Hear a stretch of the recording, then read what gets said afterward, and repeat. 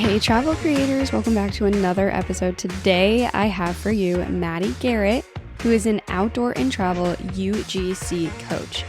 You may have seen advice on the internet on how to build a business or sell ebooks and make like 100K in your sleep, which I'm not saying isn't possible, but it's really freaking annoying. So Maddy today is going to talk to us about the realities of UGC, as well as what you can do to get started, what UGC is and what it's not. She helps creators work part-time, but make a full-time income and not even be an influencer, which sounds amazing. I'm so excited for this episode. It's going to be a good one. Welcome to the show, Maddy. So UGC stands for user-generated content, and it's basically, I think people get confused because they think, oh, influencer marketing, is that the same as UGC? It's not the same, but the content is similar. So I can kind of explain the distinction. So influencer marketing would be like a brand sends an influencer a product and pays them to create a video that they then post on their social media and share with their audience. And then UGC is different because although the beginning part's still similar, so like you pitch the brand and they send you the product and they pay you to create the video, you don't post it on your own social media or share it with your audience. The brand is actually using that video on their own social media pages or in their advertising. So it's not the same as influencer work because you don't have to have an audience to share the video with. And so I hope that encourages some people. Like when I got started with UGC, it was like a heaven sent because I was trying to become an influencer and I was like, this is hard. And I found out I could make money with my content without having a ton of followers. So that's when it really clicked for me. I was like, okay, sweet. I'm going to really take advantage of this. And that's why it really is one of my favorite things because pretty much anybody can learn to do UGC without having a following. So that's kind of the gist of what it is. That's amazing. I think it is so good because there's so many people who have, like there might be creators who are good at video editing, but it's just the fact that they have to post consistently to try and grow an audience, which is a nightmare, that they can still use their skills and use it to make money and still have fun because it's one of their favorite skills. Okay, yes, let's get that straight. So you do not need to have thousands of followers or be an influencer to do UGC content. UGC content is posted on the brand's social media pages, either in an ad, paid, or organically on their accounts. So it's like a little cheat sheet. If you're like, I love creating content, but my 100 followers is probably not going to make me 10K. I'm not saying it won't, but the reality is it probably won't. So UGC is like a little hack in that way, but it does not come easily. What are some of the biggest UGC mistakes you see creators making? Honestly, I think the biggest mistake people make is they get into it thinking, oh, seems like everyone online is doing this. I could make $5,000 in my first month doing it. And while that does happen sometimes, like some people do genuinely put in a ton of work and kind of get lucky, it's not the norm. It's not normal to like start UGC and in your first month, like really hit the ground running and make a ton of money. And that was my journey too. Like it was in my fourth month of UGC that I started consistently hitting $5,000 months, which still is awesome. Like 4 months to get to that in something that I did part-time is awesome. But I think people have the misconception that it'll happen right away when usually it doesn't. And so I think that's one of the mistakes that people make is just getting into it or buying a course or making a portfolio and pitching brands and being like, getting discouraged after like 2 months and being like, I must not be good at this. My content's not good. Brands just want to do gifted collabs, whatever. You just got to get past that like 3 to 4 month hump of struggling. And then it'll get better. So I think that's the biggest one. That's so true. I think people, you probably get this a lot or have heard this a lot, that people have a hard time understanding that it is like a legit business. Like, sure, you could do it on the side, sure, but you have to put in so much time and effort to make it good and do it seriously that I think that's probably what discourages a lot of people. Like, the same way I feel about the travel creator space is that there are so many travel creators, but there's 10% of them who are good at what they do because they stick it out long enough. And I'm sure it's the same in UGC that it's like this is not just something you can do for funsies if you want to make a lot of money. It's Right. crazy. 100%. And if you want to just do this for funsies and get free products and maybe get paid like a couple $100s here and there, like do it. There's nothing wrong with that. It's just that's not really what it looks like for creators if you want to like actually build a business out of it. And I think what you said is totally right. And what I think is true for most business owners and entrepreneurs, I listen to a lot of like entrepreneur podcasts and things like that. And it's like you can't expect to be as good as somebody who's been doing this for 3 years. Like you can't just get into it and be like, well, if I do exactly what they're doing, blah, blah, blah, it's just going to take you a while. And actually, this is something I've learned a lot lately is like, take what your like idols are doing and double the input of what they're doing if you want to reach their level in like half the amount of time as they did. Mhm. And it's just, that's how I think about UGC. And so that's actually what I would say is like the second mistake that people make is not doing enough outreach in the beginning. People start and they think that like emailing 50 brands a month is a lot when actually it's not. And I would actually recommend sending out like 200 or 250 emails for like your first 2 or 3 months, which people think sounds crazy. But if you have the right systems in place, it actually can take you like 4 hours a week, which is not that bad. And so I think people make the mistake of thinking that they're doing a lot of outreach just because they don't have the education around what actually is a lot of outreach. And so I always recommend like you should be pitching like 250 emails a month. If you do anything long enough, you're going to get good at it and it's going to become faster for you and probably more successful just as a side effect of all of the time you've put in. So this is where you really need to figure out your goals. Is something like UGC, which you are going to have to put a lot of time in to get to that top 10% of creators, is that something you want to do? Does that align with your long-term vision? Or does it make more sense for you to stick to doing what you're doing now and doing it for a long time? That's so crazy. What's the best way to organize all this information? Do you use some like fancy Notion template, or do you use just like a Google Sheet? Yeah. Yeah, I'm not a Notion girly. I'm absolutely a Google Sheet girl. So I have a Google Sheet template where I keep track of all of the brands that I find, like the category that they're in. So like, are they a toothbrush company? Are they a tent company? Right? Like I keep track of the categories and then a space where you could put their email. And the most important part, I think for me, is just keeping track of like, have I pitched them? Have I followed up? And like, did it turn into anything? So I'll have like completed or like denied. And I'll have a note section where I'll say like, what did they say back to me? That was like a no. And sometimes that no will be like, follow up in 3 months. And so I'll make sure to keep track of that. But it is like a lot of keeping track of stuff.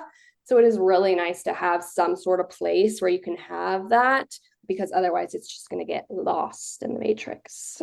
Honestly, people who use Google Sheets are on another level, and I am just not on that level, and I admire that so much. In episode 2, I teach you how to build a content organization system using Asana, so I would go head over there because you can maybe apply some of what I'm teaching you in there to create a lead sheet. Okay, like tips for dealing with rejection, which is going to happen a lot as you are pitching all of these different brands, like hundreds of them. So like, how do you get over that in the beginning to kind of use it as motivation to keep doing it? It's hard.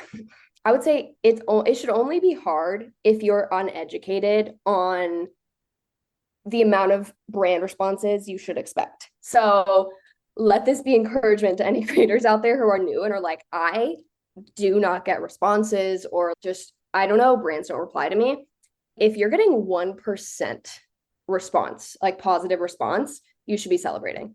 Truly, as a beginner. If you're pitching 100 brands and one of them responds, you should be like, awesome. Because the typical deal rate as a beginner is like 2%. It's like so small.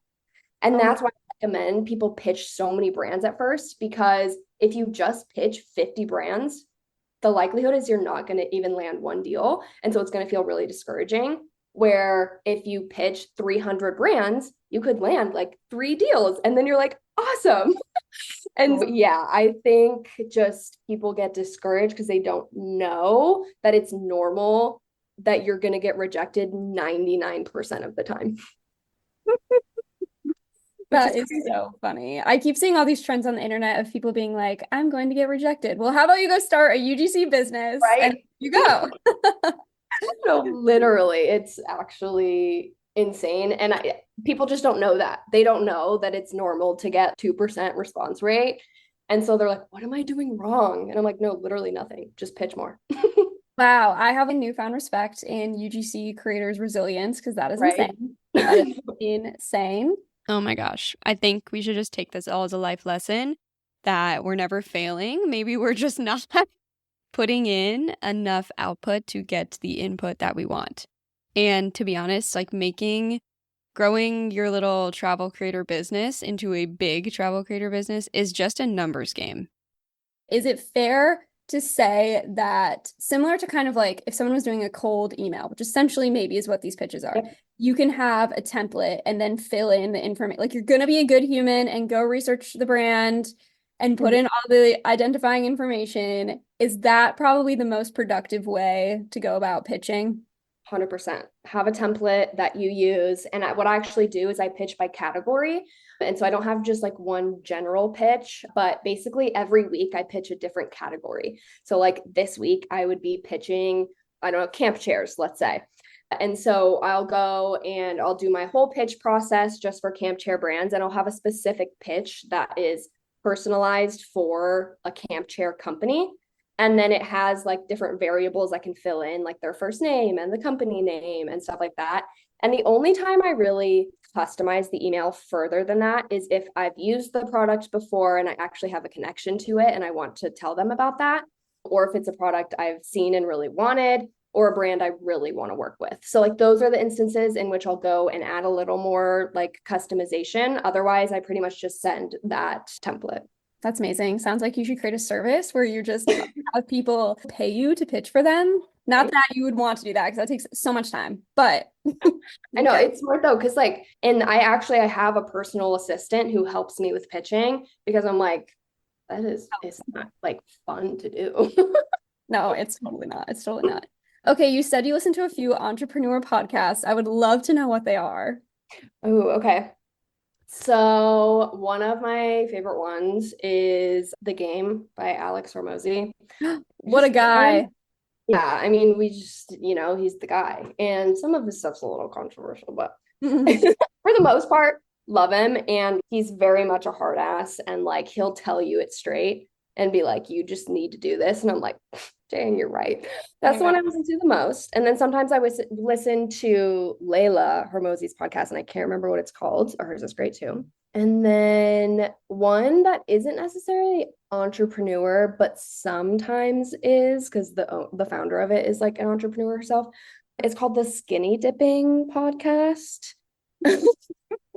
It's a lot more of like mental health and stuff like that, but it's amazing. I love it. I recommend it to everybody. I would also recommend Brianna Wiest. I don't know if that's how you pronounce her name, but her podcast.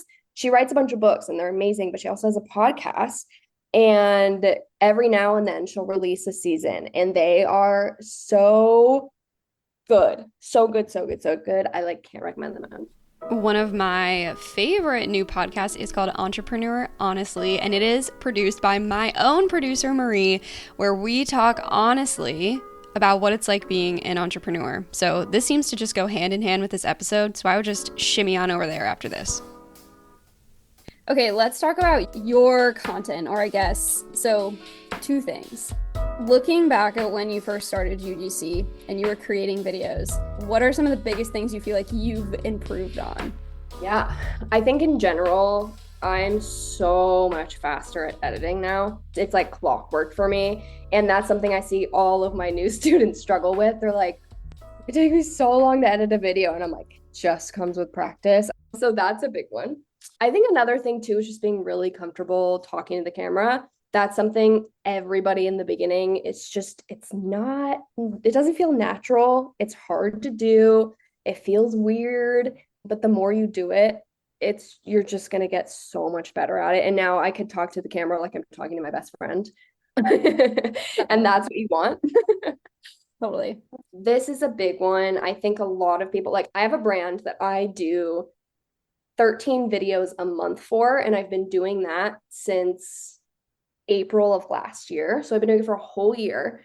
So Yay. you know what that is, like 100 and something videos for this brand.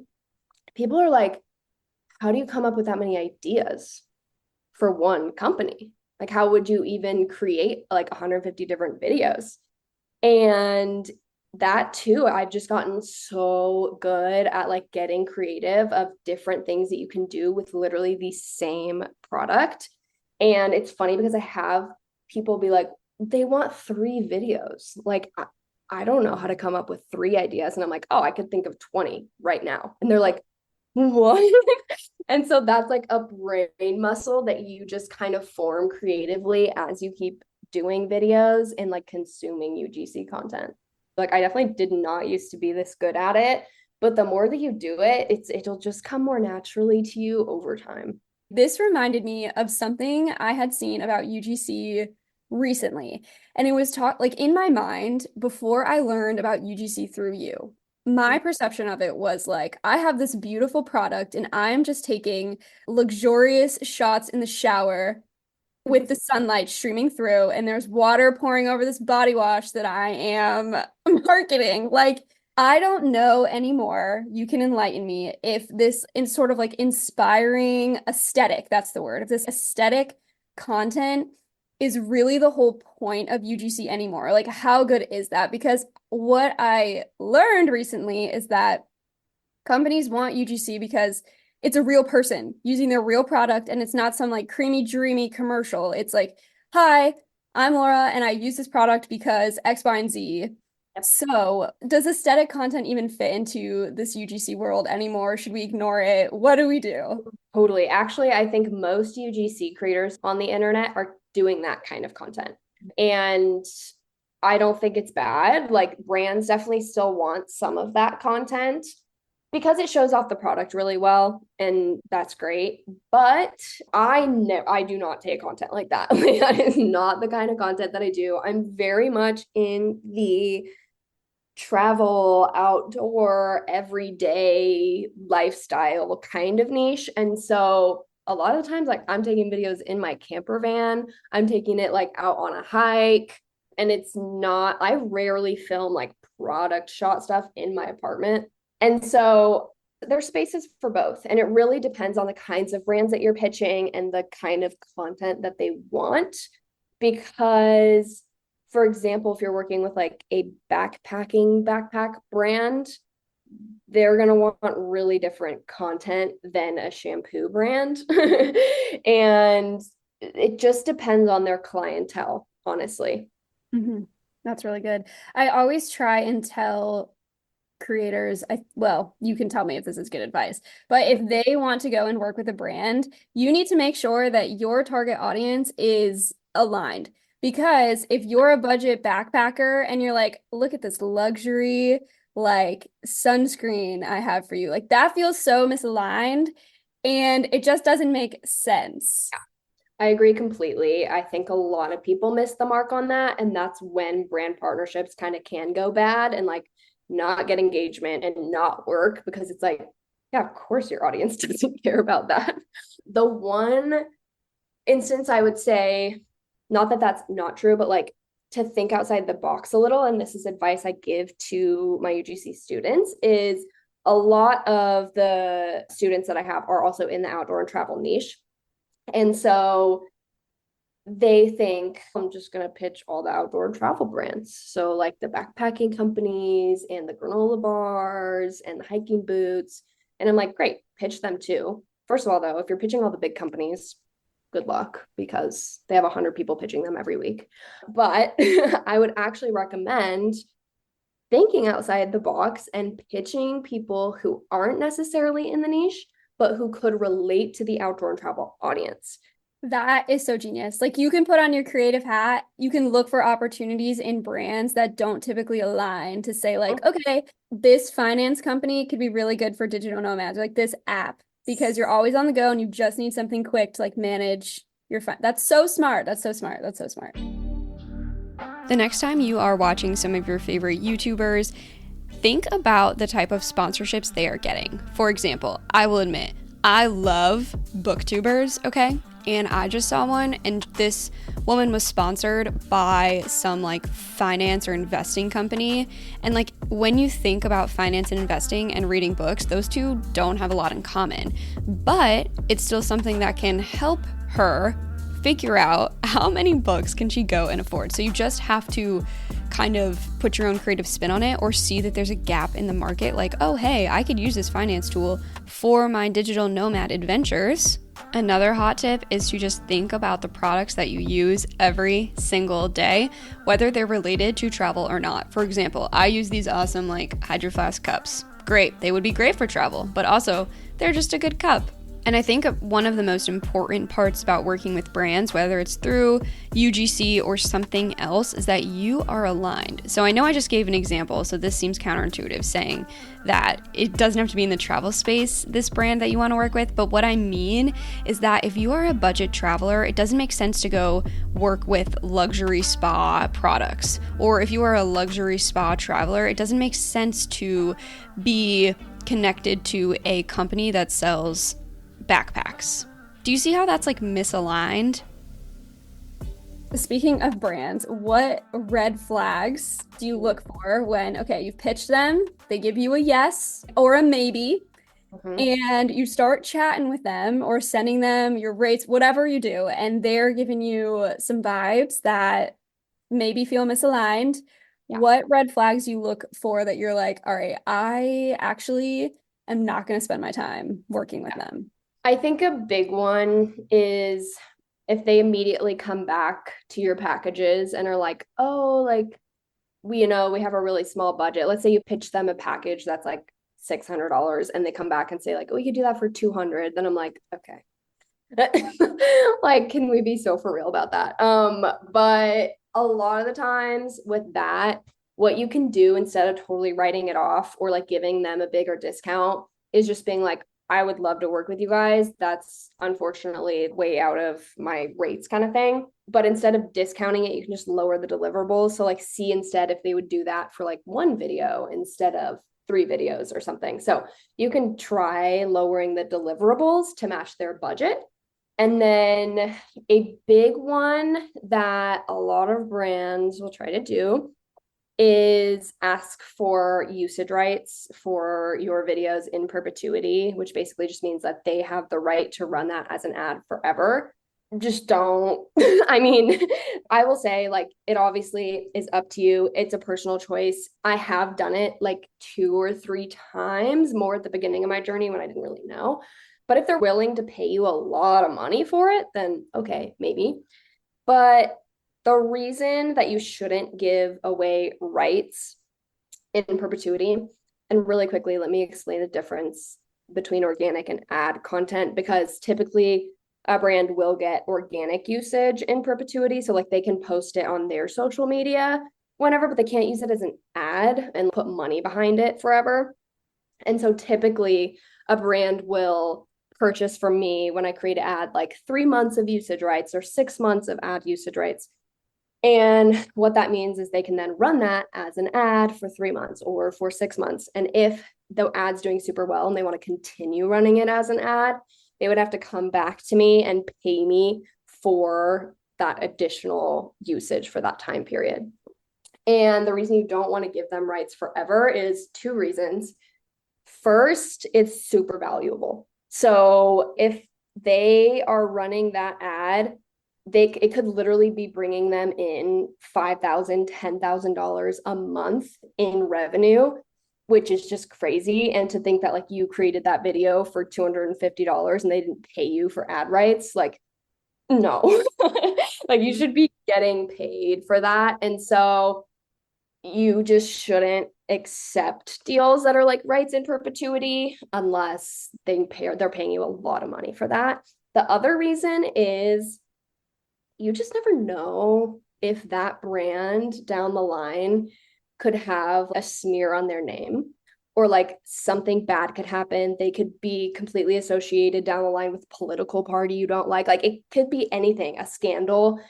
And if they still have the rights to run your content as an ad, you're forever associated with that brand. And it's like, oh no, like it That could is literally like terrifying.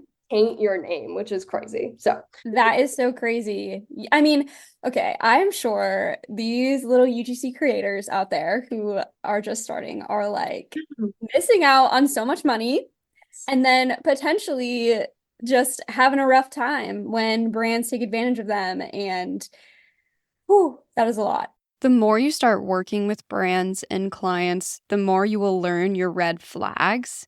And I hate to say this to you, but it is a reminder that the brand you are working for, you are exchanging services. There's no, like, it can be so hard to get caught up in the emotion side of things like that.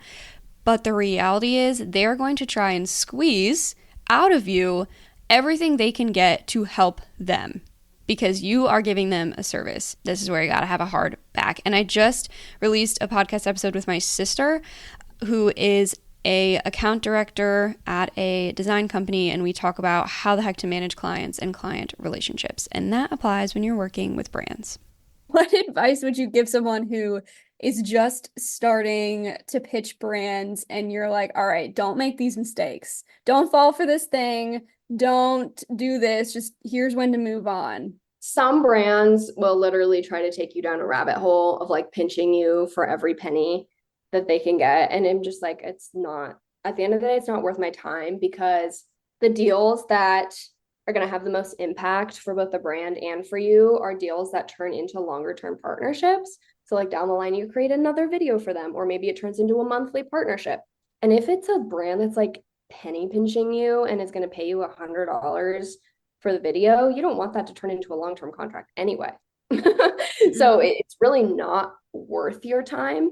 And I really recommend spending your time and energy focusing on brands that are going to pay you your worth, and also brands that are interested in packages. So like multiple videos that's where the money's at.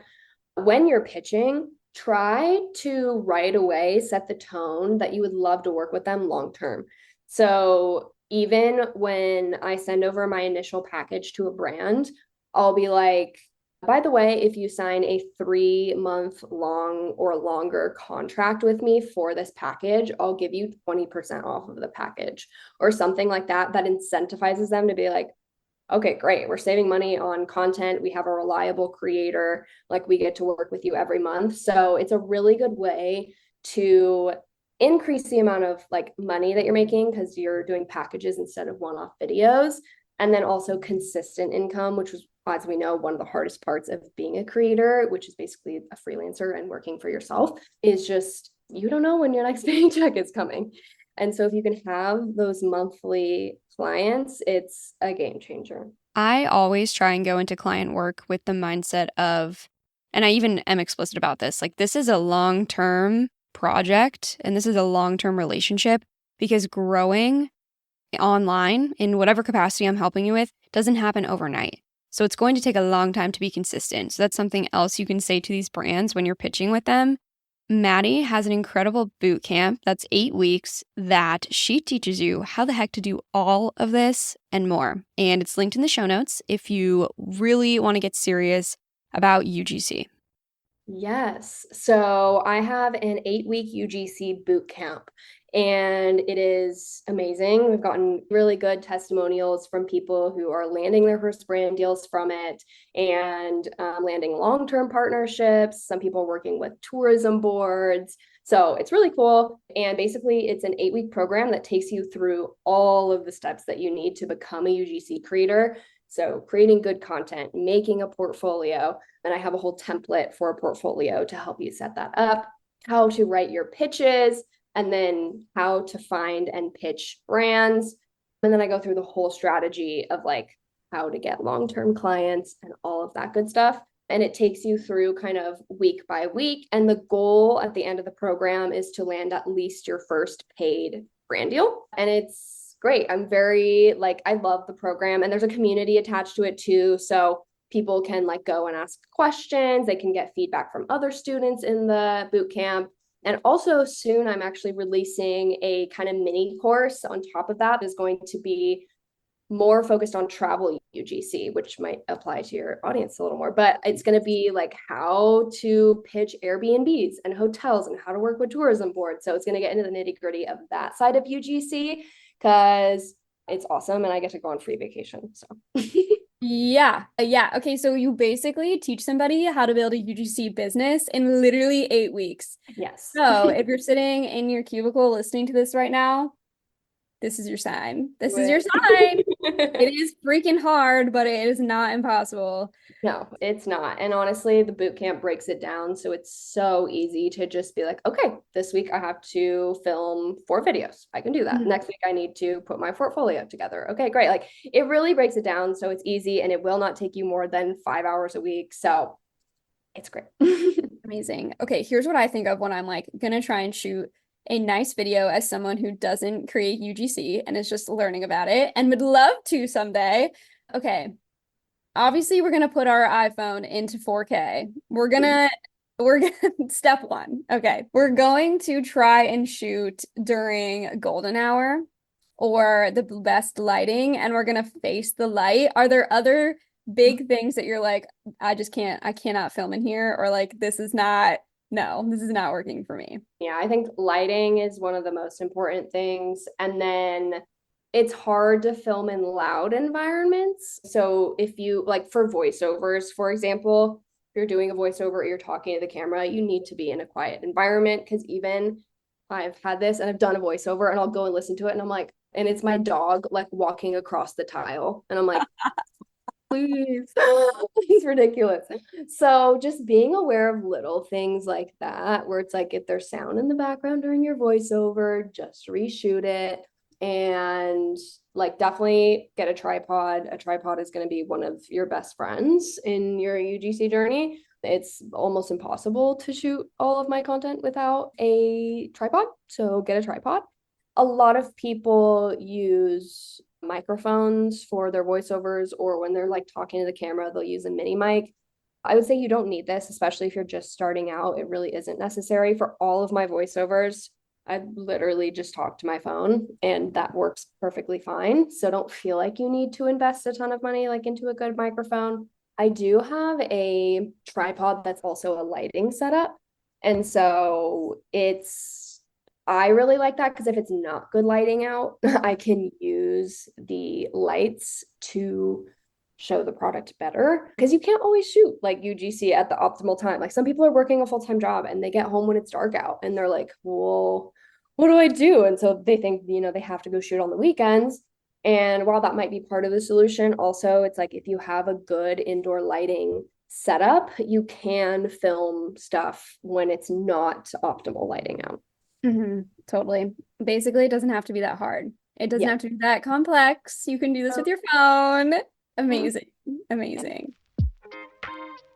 Okay, I have one thing that was on my mind that we can talk about because I hear it a lot or I think about it a lot, is that the travel creator space, so not from necessarily from a UGC perspective, but just in general of like, okay, I want to become an influencer or whatever, is there are so many people there. And I hate to use the word saturated, but I don't have a better one.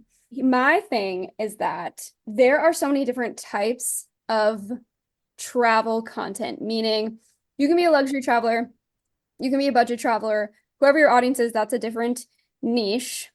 And the other caveat is that there are not going to be many creators who are freaking good at what they do in your specific travel niche. There's going to be about 100, maybe 1,000, and that's it. And that's your competition. So I think maybe that helps some people get over the overwhelm of like either becoming a UGC travel creator, because I'm sure you hear it all the time. It's like, oh my gosh, UGC is so saturated. But it's like, okay, are we talking about UGC for shampoo? Or are we talking about UGC for travel? Like those are different businesses. They just like have the same label. What are your thoughts on a saturated UGC market?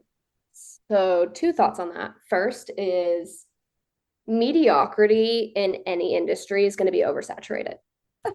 And like if you're just okay at what you do, then yeah, there's going to be a ton of people who are just okay at UGC, and you're going to be competing with all of them. But excellence is not oversaturated, and there's actually a lack of it. And so if you can get really good at being a UGC creator, if you can make your pitches really good, if you can stand out and make yourself different from like the people who are mediocre, then you're fine. There's not too many excellent people pitching brands.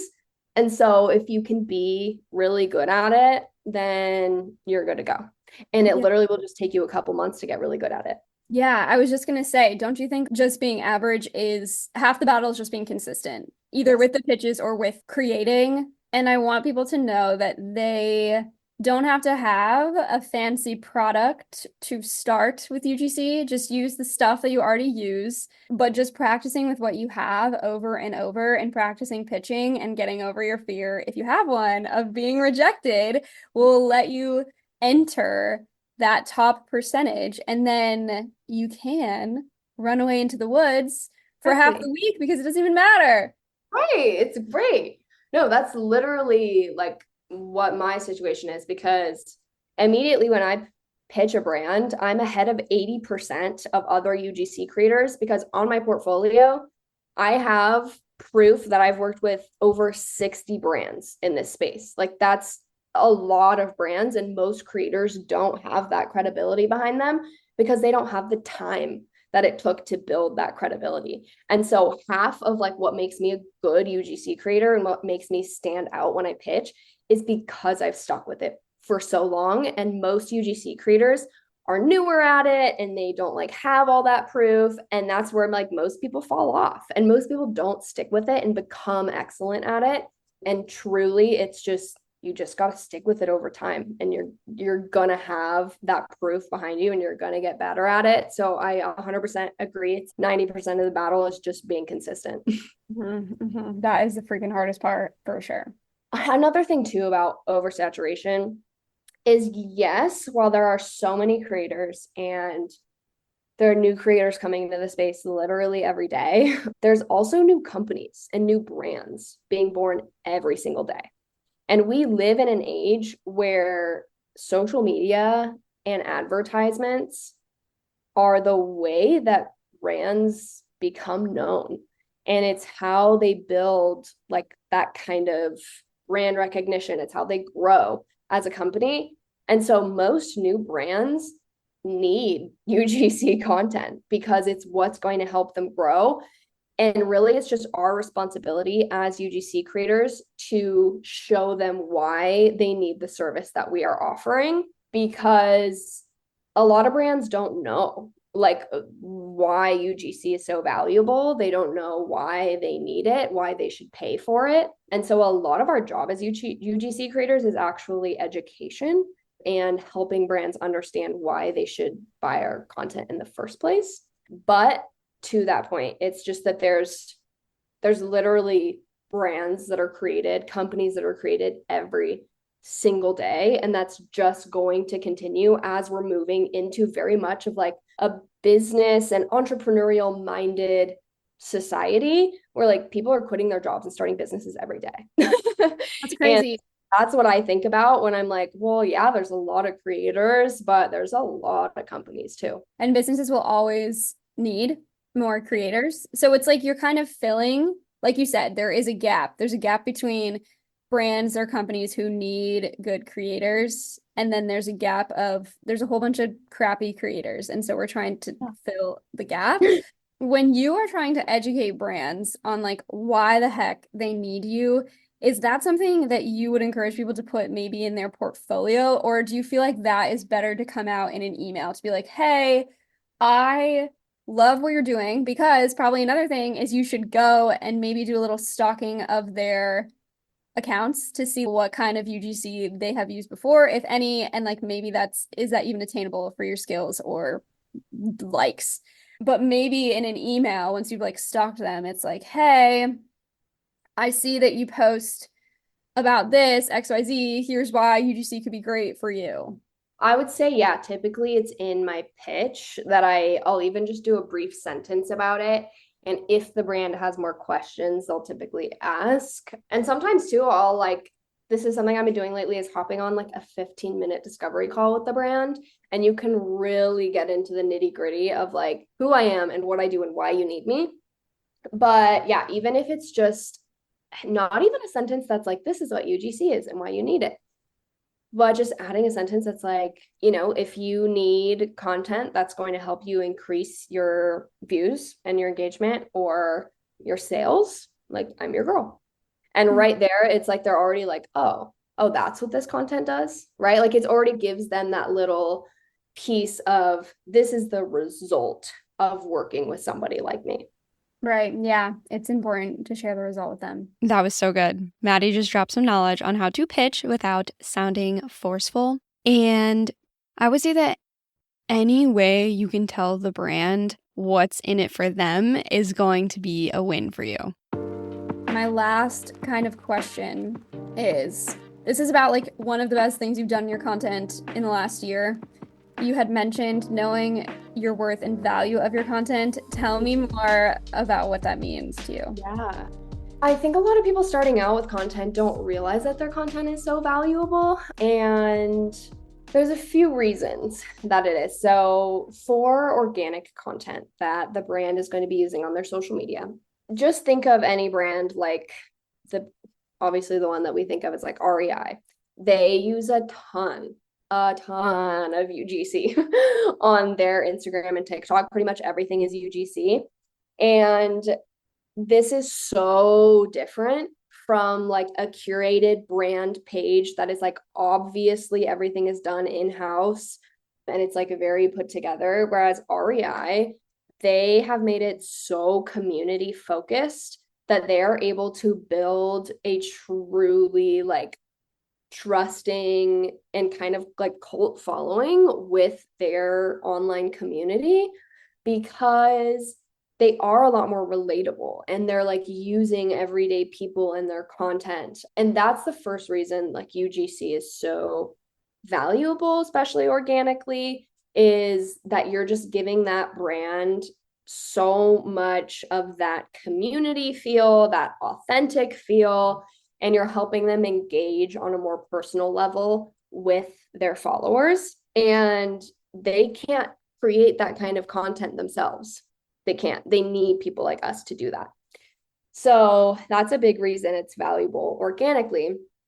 And then in ads, I can't speak enough to why they're so valuable, because brands could literally get like a 20 times return on their investment by purchasing an ad from you. So let's say that a brand gets a video from me, and it's, I charged $300 for this video, and then they wanted to run it as an ad for 6 months, and I charged $50 per month. So then that video comes out to like $600. So they paid me $600 for this video. And they could literally make back that investment within a week of running that ad.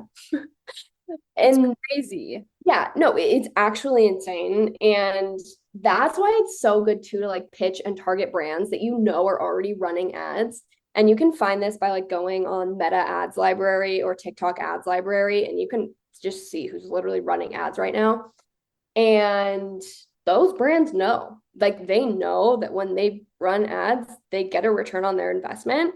And so for them, you pitch them $600 for a video, they're like, yeah, no brainer. We know that we'll make $10,000 off that ad. It's so good. I love this because it gives people hope. It gives people like, listen, there is money to be made in this space, because brands, as UGC continues to grow, brands have to compete with other brands in creating and finding good UGC creators. So you have to be consistent with it. And you have to tell them, like, they know. It's like, I know that you know that I know. Like, I understand that you're going to be making so much money from this ad. I get it. And sometimes maybe like you have to just be explicit and be like, listen, you're a massive company. You are going to get a return on investment here. And I have single-handedly done my part in getting you sales, which is literally wild. Like, that was you. And another thing on that in terms of value is, if they wanted to produce something like this in-house, they would have to like hire an actor and hire a videographer and a marketing, like all these people to do this video, and that would have cost them $1,500. Yeah, And they like, would. they're literally getting a discount by having you do it. They really are.